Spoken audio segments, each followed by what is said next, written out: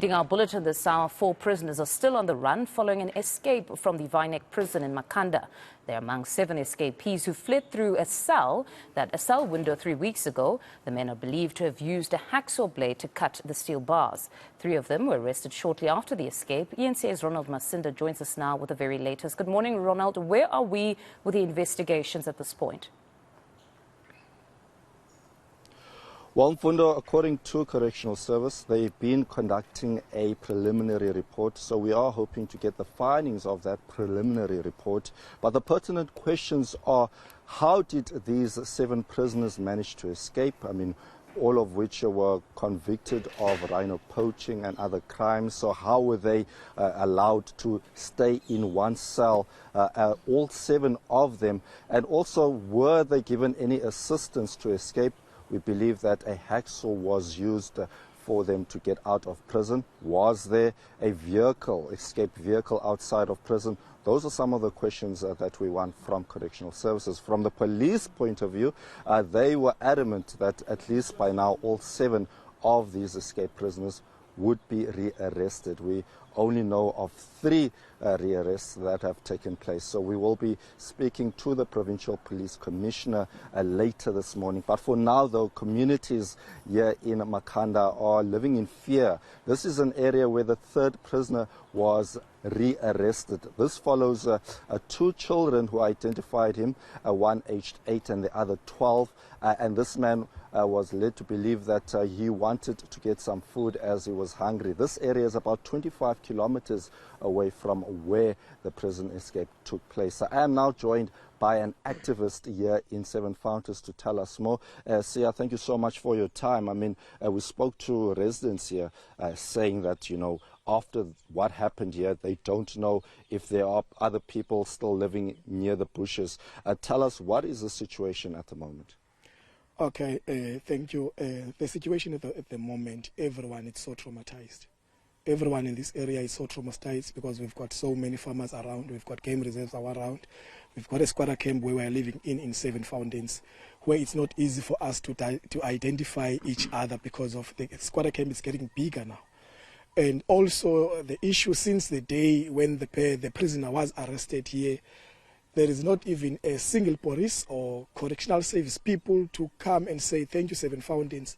Even before those prisoners, after they escape, it's only us who've got social media who've seen the pics and everything of those people. So the other one who are disadvantages on social media, who don't have phones and all that stuff, there were no posters, there were nothing. That shows that in community halls, in clinics, everywhere, where people go, there are these people who are dangerous and all that stuff. Right. Even you must remember, the message was saying that people must not come close to these people because these people are so dangerous. But the people of this community, they managed to pursue this guy and take him to the police. They took him to the police. Why did it resort to that? Because the police made it very clear that residents must just alert the police if they see one of these escaped prisoners. Why did they decide to take this particular prisoner?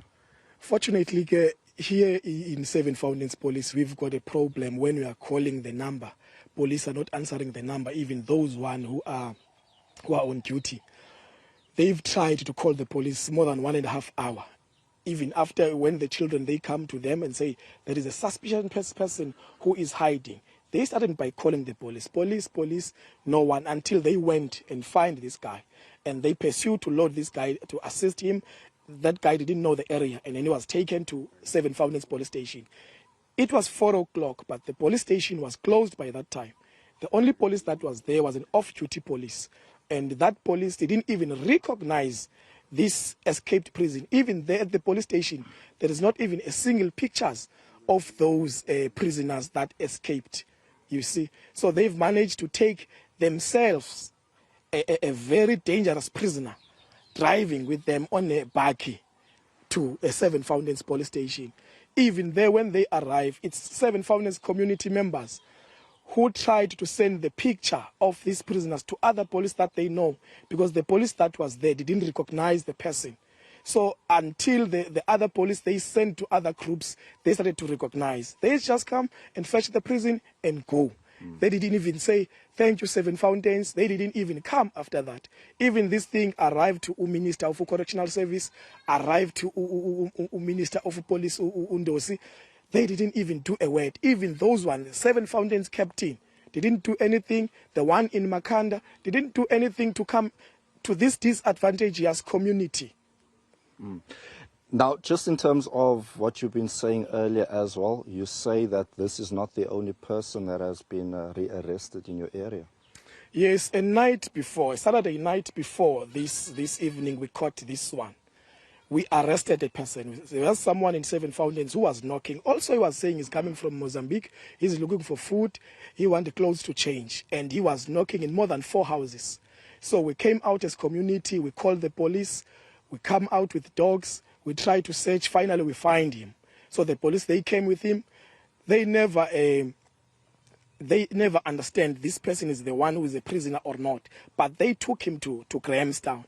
After that, we don't know what happened about that person that was arrested by Seven Fountains community also. They didn't come back and say, this person is a person from this place, is found maybe doing this and that. You see, there was no communication like this one happened.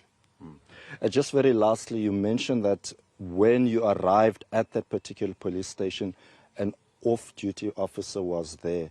Now, it also speaks, or is also a concern to hear that, because, I mean, if he wasn't there, what was going to take place?